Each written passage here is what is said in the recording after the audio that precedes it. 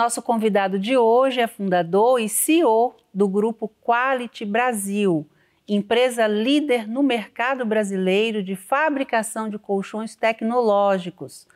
O Conexão Social de hoje tem o prazer de receber em seus estúdios Ricardo Eloy. Seja muito bem-vindo.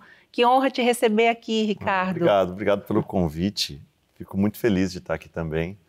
É uma honra poder participar do programa e poder trocar, né? Bater esse papo, falar das coisas, falar da vida, né? Sim, e você que tem uma história, uma trajetória extraordinária, né? Eu estava vendo outro dia a sua história, eu fiquei muito impressionada e eu tenho certeza que as pessoas de casa também vão ficar. Eu queria que você começasse contando então, hoje você é um sucesso, mas nem sempre foi assim, né, Ricardo? Nem sempre foi assim. Como é que começou tudo na sua vida? Sim, eu nasci no interior do estado de São Paulo, numa cidadezinha chamada Espírito Santo do Pinhal, né? Todo mundo confunde com Santo Antônio do Pinhal, mas é Espírito Santo do Pinhal. Fica próximo a Campinas? É, Mojimirim, Mogi Guaçu, São João da Boa Vista, que são cidades maiores, né? Então é uma cidade relativamente pequena, hoje com 50 mil habitantes. E eu sou filho de um metalúrgico e de uma diarista. Inclusive, a minha mãe é diarista até hoje, né? Ela foi a única profissão que ela aprendeu na vida, é a única coisa que ela sabe fazer e faz questão de fazer até hoje para ter sua própria renda, né? E eu nasci muito simples, né? Nós morávamos no fundo de um quintal,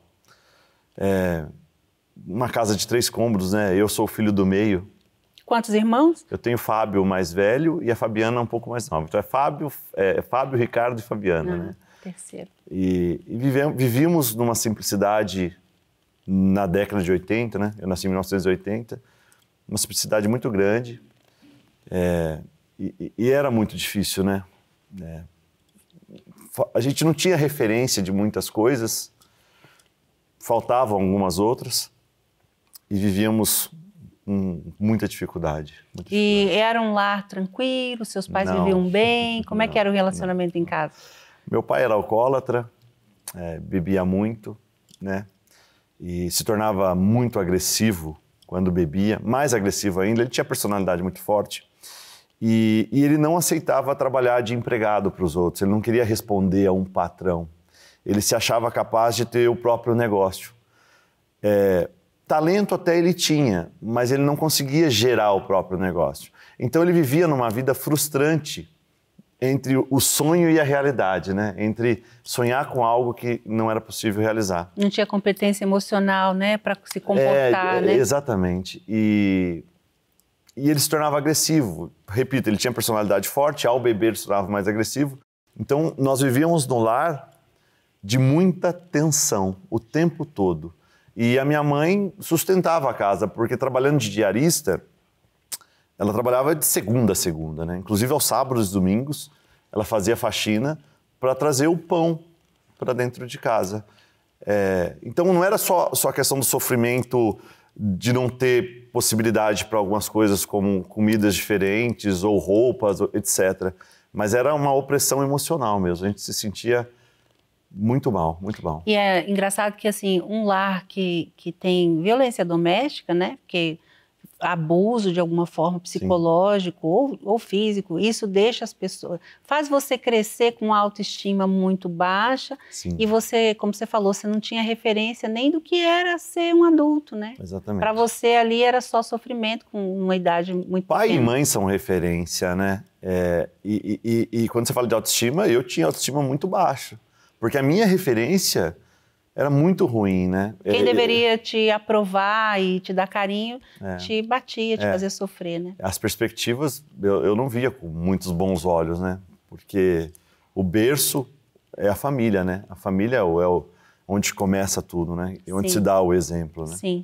E depois você foi crescendo, o que aconteceu mais pra frente? A minha mãe que se cansou de tantas agressões, de tanto sofrimento e resolveu fugir. Minha mãe fugiu, deixando os filhos para trás. Os 3? Os 3 filhos. Eu já tive várias opiniões sobre esse assunto, para ser muito sincero, porque em alguns momentos eu concordei com a atitude dela, mas não de ter deixado os filhos, sabe? talvez eu fizesse a mesma coisa no lugar dela. Não existia a Lei Maria da Penha naquela época, a sociedade não discutia a agressão dentro do lar nos níveis que a gente discute comum, hoje. né? Era comum. E para quem está nos assistindo agora, manter a instituição casamento naquela época, o que é muito, muito valioso nos dias de hoje, inclusive, mas era uma obrigação, né? As pessoas, você é separada, você é divorciada. Então minha mãe lutou muito para manter, mas ficou insuportável. E ela abandonou os filhos. Eu tinha 11 anos de idade, a minha irmã com 9. Crianças, né? Muito crianças. E, de repente, eu fui pego de surpresa. Eu cheguei em casa de bicicleta. Cadê minha mãe? A sua mãe fugiu. Como assim minha mãe fugiu? Porque eu não sabia o que estava acontecendo, né? Vivia naquele mundo conturbado, mas minha mãe não conversava esses assuntos com a gente. Sim. De repente, ela foi embora, fugiu. E foi para uma outra cidade em Minas Gerais. E aí, nesse momento, meu mundo desabou, sabe? Porque a minha mãe era a referência do meu lar, né? A mãe sempre é a força, né? É a gente sempre a se inspira. A gente acha que a mãe vai proteger e ela sempre protege, né? E eu sofri em dose dupla, porque eu sofria o meu sofrimento e o da minha irmã, que era muito mais grudada na minha mãe ainda, né? E aí, foram como é que ele tratava difíceis. vocês depois que ela saiu? Ele começou a beber mais, ficou muito mais agressivo e falava coisas absurdas sobre minha mãe, todo tipo de coisa que você possa imaginar. E foram tempos muito difíceis, até que um dia minha mãe apareceu na escola municipal que nós estudávamos. Minha mãe apareceu do nada na secretaria, a diretora nos chamou, 6 meses depois. E eu fiquei totalmente sem reação, porque eu vi a minha mãe... Eu me lembro até hoje, assim... É forte, né? É forte. Eu via minha mãe assim, eu não conseguia reagir, nem positivamente, nem negativamente. Minha irmã começou a chorar. E minha mãe tinha muito medo do meu pai, porque o medo dele fazer algo pior para ela, né? E minha mãe acabou levando a minha irmã. E eu fui abandonado pela segunda vez. Eu fiquei abandonado pela segunda vez. Meu Deus. É assim. O meu irmão mais velho, o Fábio, já morava com a esposa. Ele era 6 anos mais velho que eu e já tinha... Aconteceu um acidente, ele engravidou a namorada e assumiu e foi morar junto com a namorada. E eu acabei ficando sozinho com meu pai. E a situação piorou, porque a minha irmã foi embora com a minha mãe, ela veio escondido, levou. E ele não sabia exatamente onde minha mãe estava, nem eu. E eu fui abandonado pela segunda vez.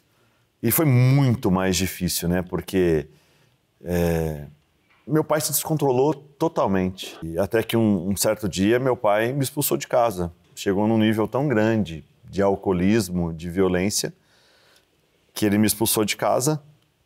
Eu não tinha nada, né? Minhas coisas cabiam em uma caixinha, pouca roupa, não tinha nada. Muito pobre, muito simples. E ele proibiu minha tia de me acolher, minha tia, irmã dele, porque a gente morava nos fundos da casa dela, né? Eram 3 cômodos no fundo. Sim. E foi um momento muito difícil. E daí, quando você ficou sem saber para onde ir, para onde você foi se acolher, meu Deus? No orfanato, com 19, no orfanato. Sozinho? A gente chama de educandário, né? Até hoje, em Pinhal, a gente chama de educandário. Eu fiquei por 3 meses lá. A gente costuma dizer comendo pé de galinha, né? Muitos amigos que até hoje eu tenho na minha vida, eu fiz nessa época lá. Crianças também, que não tinham família, que não tinham para onde ir, viviam no orfanato, né? Como hoje acontece. Sim, acontece muito, infelizmente. Né? Até que minha tia Cida, Aparecida, foi lá e me levou para casa dela. Ela teve muita coragem para fazer isso, porque o irmão dela, meu pai, era muito agressivo. E ela me levou para casa dela. Eu dormia numa beliche, mas eu tive um lar de novo, né? E depois, aos 19, teve uma transformação, que aí você saiu de lá e veio aqui para São Paulo, né? Sim, logo cedo comecei a trabalhar. Eu vendia alface, né? Meu tio fez uma carriolinha de madeira e eu vendia alface porta a porta. R$1 o pé de alface, eu ia aguando o alface para ele não murchar e eu vendia alface para ter o meu dinheirinho. Uma vez que eu já não tinha mais pai e mãe para me ajudar, alface porta a porta. Depois fui trabalhar como auxiliar de fotógrafo, ficava segurando luz no fundo da igreja para tirar foto. Aí conheci minha primeira namorada, Patrícia Trevisan, que aí sim me apresentou uma família, eu pude ter natais, eu soube o que era uma Páscoa, por exemplo, o que era a harmonia de uma mesa cheia de pessoas. E foi quando eu tive o primeiro contato com a família, e a família dela me ajudou muito. Inclusive, a família dela me trouxe para Santo André aos 19 anos. Eu vim entregar frango. Eu era ajudante de motorista de caminhão de frango. Então, eu acordava às 3 horas da manhã para desamarrar o caminhão de frango e entregar o frango vivo para alguns abatedouros. Então, a gente levava o frango vivo para ser abatido. E foi muito sofrido, muito, muito sofrido. Porque eu entrei na minha vida adulta morando dentro de um quartinho com outras 4 pessoas, dividindo beliche. Eu não tinha o meu próprio guarda-roupa, o cheiro do abatedouro era muito forte, a qualidade de vida naquele momento, mas eu não tinha escolha, né? Eu estava iniciando, eu comecei do menos alguma coisa, né? Porque a gente começa do zero, não, eu comecei do negativo. Sim. E eu tive que conquistar o meu espaço, né? Eu sabia que a minha vida, eu teria que lutar muito, né? Eu tinha consciência, então eu não me permiti colocar uma bebida alcoólica em momento algum. Eu nunca coloquei um cigarro na boca, muito menos entrei para o mundo das drogas. E não que isso justificasse, né? Mas é um caminho que outras pessoas que talvez estejam assistindo, seja mais fácil, né? Até pelo exemplo, né, que você tinha em casa. Exatamente. Eu escolhi não ser daquele jeito. Você fez o exemplo contrário, né? Exatamente. E esse é o melhor, foi uma escolha mais assertiva. Exatamente. Com certeza. E dali, então, você iniciou, ali você já estava sendo treinado para ser um empreendedor, né? Eu acho que tudo o que você está me contando aqui está dando para perceber que você já foi tendo noção de como que era gerir um negócio, né? Eu não tinha consciência disso, né? Mas as pessoas falavam, pô, Ricardo, você é carismático, você fala bem. Mas eu era entregador de frango, né? E eu fui evoluindo, amadurecendo. E aí, em 2004, eu costumo dizer que são divisores de água, né? Em 2004, meu pai, com 49 anos, já mais maduro também, porque meu pai foi amadurecendo, né? Ele não é vilão. Hoje eu não olho para o meu pai como vilão. Era o que ele sabia fazer, né? Foram as referências que ele teve, sabe? E com 49 anos ele foi atropelado por um caminhão. E eu tinha 24 anos, né? Dia 14 de setembro de 2004. Ele foi atropelado por um caminhão. Uma coisa muito trágica, muito, porque inesperado. E eu já estava me relacionando melhor com meu pai nessa época. Então foi um momento muito trágico na minha vida, sim. Eu sofri muito. E sofro até hoje porque eu não tenho meu pai aqui para vivenciar o homem que eu me tornei. Isso ainda pesa muito para mim, sabe? Sim. Pesa muito para mim. Os meus filhos, por exemplo, meu pai não conheceu. E quando meu pai morreu, eu fiquei uma semana no interior cuidando das questões do enterro do meu pai, das coisas todas. E quando eu voltei para Santo André para entregar frango, eu não era o mesmo Ricardo. Mudou. Você já era mais maduro, né? Teve que amadurecer, né? Tive que amadurecer. É um acontecimento muito trágico. E eu não queria mais aquilo para minha vida. E aí foi um momento de uma decisão muito grande, porque mesmo morando num abatedouro de frango, eu tinha onde dormir, eu tinha onde comer. E eu resolvi sair dali e buscar, sem nada, não tinha nada. Eu resolvi lutar com a vida. E arrumei emprego de motorista num home care, eu entregava remédios domiciliares. Eu fui morar numa pensão, dividi a pensão com um monte de gente, sabe, esses quartos compartilhados, banheiro compartilhado. Esse foi um momento de decisão na minha vida. A gente fala de divisor de águas, foi um momento que a minha vida mudou, porque eu escolhi lutar, sabe? Eu escolhi lutar. Lutar pela vida. Saiu daquela zona de conforto, entre aspas, né? Sim, que era uma vida muito difícil, né? Sim. E eu chorava muito, porque eu tinha medo, né? As pessoas que estão nos assistindo agora, hoje o empresário Ricardo Eloy, com 40 anos de idade, ainda tem medo. Sim. Eu tenho medo, mas eu enfrento, né? Eu aprendi a encarar os desafios, né? Eu tenho ferramentas, mas eu tinha muito medo, eu chorava muito. não sabia se ia dar certo aquilo, sabe? A conta não fechava. Eu lembro que eu gastava R$1.600 e ganhava 1.500, e gastava 1.600 e ganhava 1.500. E aí eu comprava tênis para vender no interior, para complementar a renda, e para fazer, e lutando com a vida, classificados do amarelinho, todo final de semana na banca de jornal, tentando prospectar outro emprego para ganhar mais. Não tinha pai, não tinha mãe, não tinha quem recorrer, não tinha ninguém para chamar minha atenção, para dar um conselho. Foram tempos muito difíceis, assim. E foi quando eu conheci a mãe do meu filho, a Andréia, médica, 8 anos mais velha que eu. Eu era um motorista e ela era médica. E nós começamos a namorar. Ela muito dura, muito séria. Muito dura, muito séria. Na época, personalidade muito forte. Na época a gente se desentendia muito pela personalidade dela. Mas eu reconheço isso até hoje, ela foi um trampolim para mim, porque ela me dizia muita coisa que eu precisava ouvir. Muita coisa que eu precisava ouvir. E a gente namorava, e eu com 25, 26 anos namorando a Andréia, ela engravidou do Gabriel, meu filho. Aí foi quando veio o primeiro filho. Meu primogênito, Gabriel. E aí, como é que foi? Como é que você se sentiu agora que você era pai, né? Porque você tinha uma referência de pai, né, Ricardo? Que certamente não era o pai que você queria ser. E com essa situação toda que você vivia, né, financeiramente, como é que foi para você? Esse foi o outro grande divisor de águas, né? Porque ao saber que eu ia ser pai, e a Andréia, financeiramente, ela tinha uma situação muito mais estável do que a minha, né, financeira. Ela ganhava muito mais do que eu. E eu tinha que honrar o meu filho. Eu não poderia passar vergonha diante do meu filho. E aquilo me incomodava muito. Isso durante a gestação, no começo da gestação. E eu tive um motivo para uma ação, a gente chama de motivação. Motivação é um motivo para uma ação. Então, saber que eu ia ser pai do Gabriel e a referência familiar que eu tive, que foi muito ruim, foram os motivos para eu lutar. E nesse momento eu coloquei para fora todo um potencial que nem eu mesmo sabia que eu tinha. Eu não sabia que eu tinha tanto potencial para fazer o que eu faço. E aí eu comecei a trabalhar como vendedor, um vendedor carismático. Eu não era tão técnico como vendedor, mas eu tinha muito carisma na época, né? Falava bem, me expressava.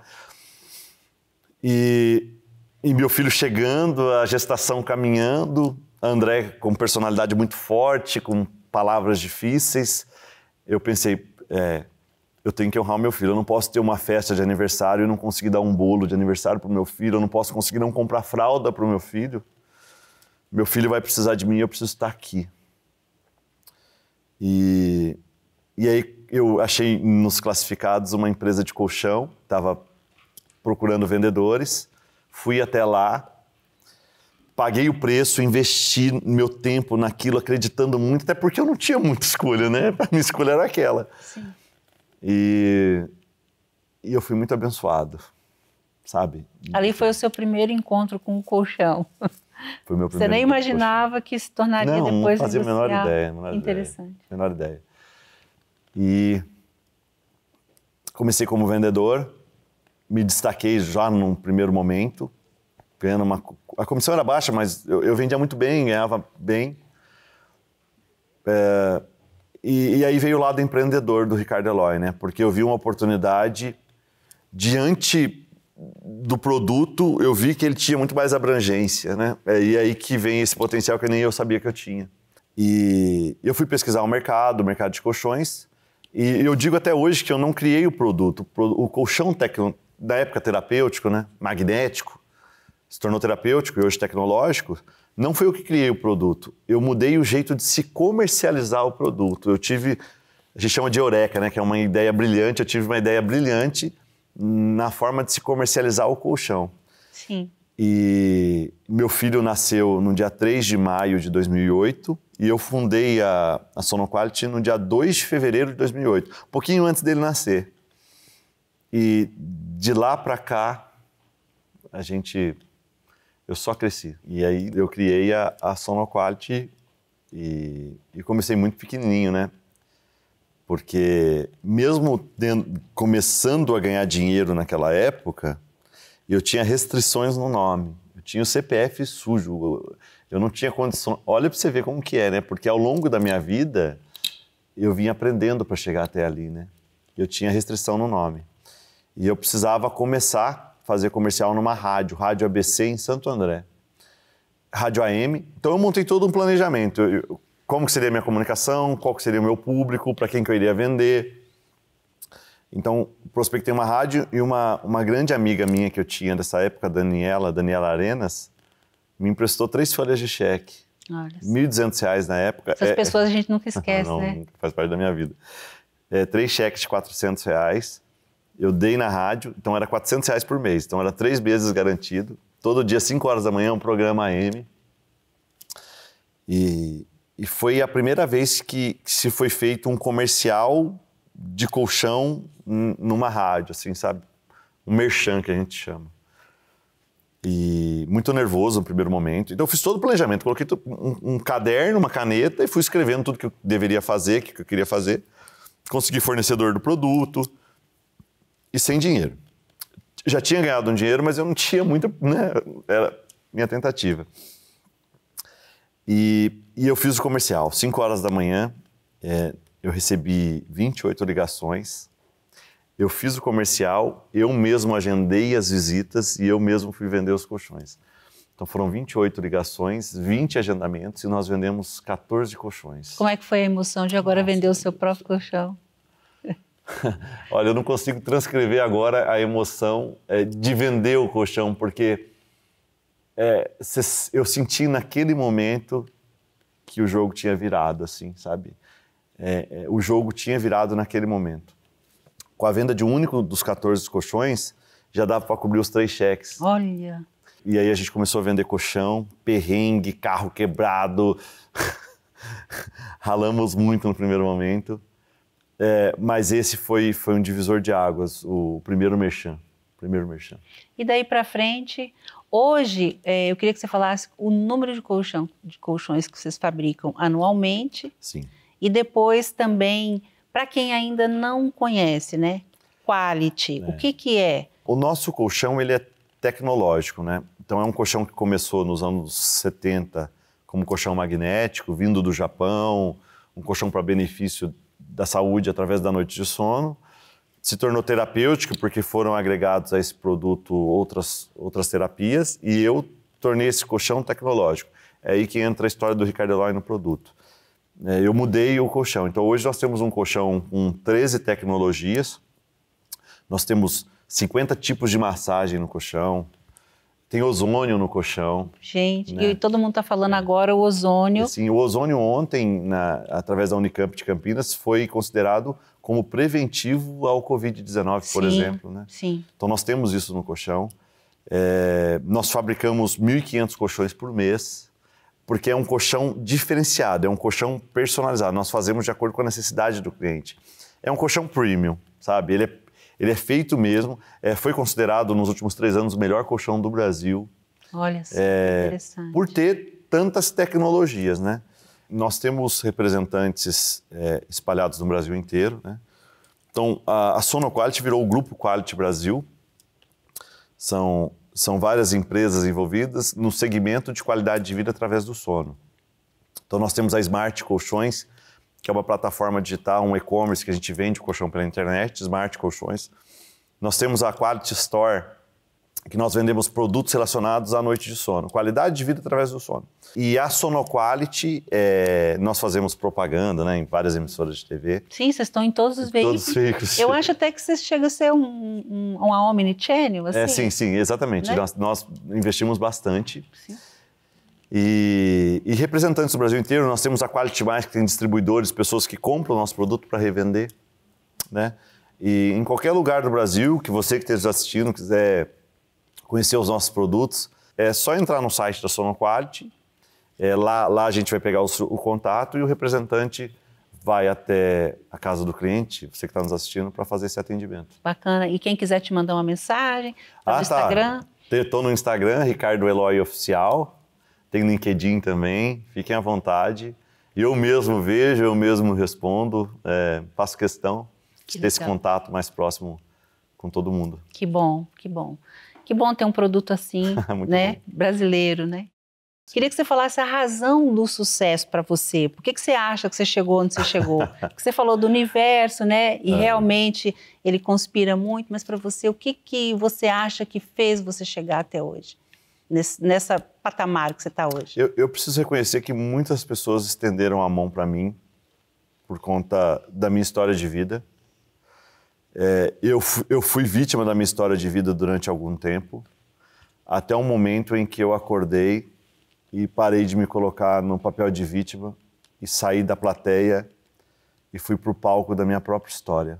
Para quem está me assistindo agora, eu tive autoestima baixa, eu usei a minha história de vida como eu fiz isso para vitimizar, para que as pessoas tivessem dó de mim, até um momento em que eu tive um estalo e eu falei, não, peraí, eu sou o protagonista da minha vida. E o que eu sempre falo para as pessoas é, Mário Sérgio Cortella, ele diz o seguinte, o grande segredo da vida é que a vaca não dá leite, a vaca produz leite. Então, se você quiser o leite da vaca, você tem que tirar. Então, muita gente fala assim, nossa, mas qual que é a receita? Como se fosse 2 ovos, farinha, açúcar e leite. A receita é trabalhar, sabe? É lutar com a vida todos os dias, é acordar cedo, dormir tarde. Eu me entrego ao máximo, eu me dedico. Fisicamente, o desgaste é muito grande. Então, não existe uma receita do sucesso. Qual que é a receita que eu quero fazer igual? Não. Você tem que arregaçar as mangas e descobrir trabalhar. por que é apaixonado. Apaixonado por quê? Porque quando a gente gosta de algo, fica mais fácil lutar por ele, né? Sim. Por aquilo, né? Por produzir. E essa paixão que a gente vê, né? No jeito que você fala, né? Dá para ver que você ama muito o que você faz. Eu amo o que eu faço. Eu amo o que eu faço. E o trabalho, para mim, não é um fardo, é um prazer. Então, acordar todo dia para fazer o que eu faço, talvez aí esteja um pouco do segredo, né? Você fazer o que você gosta, né? Porque aí vira algo agradável, né? E não pesado, né? Sim, sim, maravilhoso. E o que é bom também é que o empresário ele se preocupa em transbordar na vida do outro. Primeiro gerando riqueza para o país, né? Gerando empregos, oportunidades e também a responsabilidade social, né? Sim. Que eu sei que isso na sua vida, eu queria que você contasse um pouco. Aqui é o nosso negócio, a gente fala aqui no Instituto Ressoar, é a responsabilidade social, os projetos sociais, é isso que a gente vive aqui. E a gente sempre traz pessoas que têm um exemplo para contar também, além da vida empreendedora. Queria que você falasse agora da sua parte social, do Ricardo Eloy, responsavelmente social. Sim. Na minha cidade, na minha região, né, nós criamos os Super Amigos, que hoje é uma organização, já faz 10 anos já. Então todos nós nos vestimos de super-herói. A princípio nós fazíamos só o Natal, levávamos na semana do Natal, véspera de Natal, brinquedo para as crianças mais carentes, da roça mesmo, porque lá a gente tem muito essa questão de roça, sítios. E começou assim, levando brinquedo para as crianças, o único brinquedo que essas crianças, como eu, na minha infância, ganhavam uma vez no ano. E isso foi crescendo, muitas pessoas vieram para ajudar e hoje é algo muito grande. Nós, no último Natal, nós doamos mais de 6 mil brinquedos, fazemos a parada de Natal. O nosso foco são as crianças, né? Porque nós acreditamos que se a gente mudar o começo, a gente muda o fim. Sim. Né?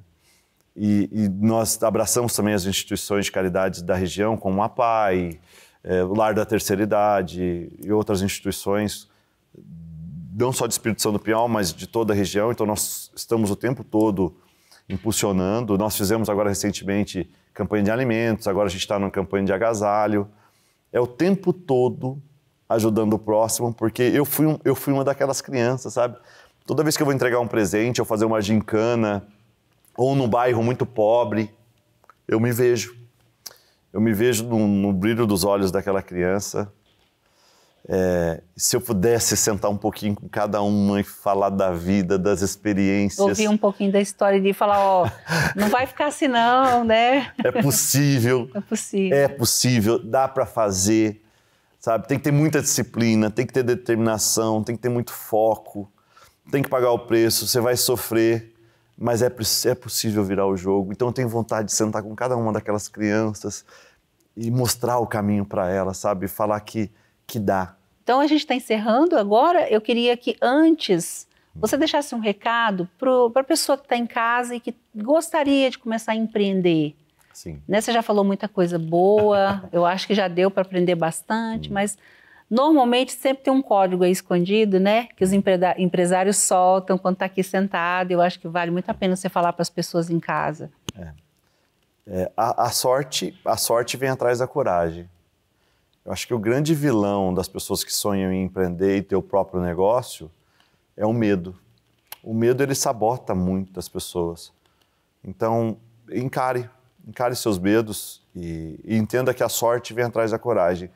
Você precisa dar o primeiro passo para o universo conspirar ao seu favor, sabe? Buscar e insista, persista o quantas vezes for necessário até realizar os seus sonhos. E como eu já disse anteriormente, saia da plateia, né? Porque às vezes a gente é coadjuvante na nossa própria história.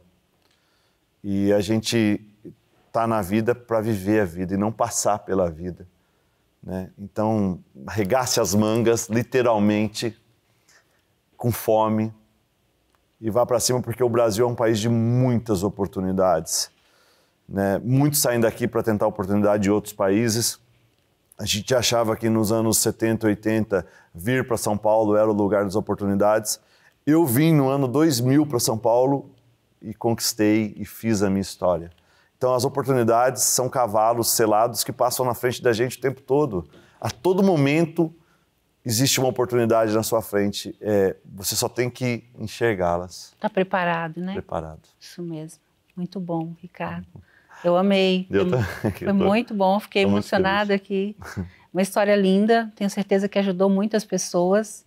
E é muito bom a gente ter essa imagem do empresário, saber que são eles que fazem desse país, né? Gera riqueza nesse país, dá oportunidade para as pessoas. E eu fico muito honrada, tá, de ter você aqui e ouvir sua história. Eu que agradeço muito pelo convite. Para mim é uma honra estar perto de você, né? Eu que acompanho.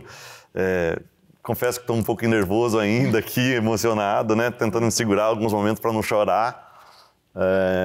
Mas para mim é um motivo de muito orgulho ter sido convidado, porque isso aqui, essa sala de entrevistas aqui é um lugar de muita gente importante e eu me sinto muito honrado em estar aqui. Ai, muito obrigada, viu? Volto mais vezes. Quantas vezes você quiser.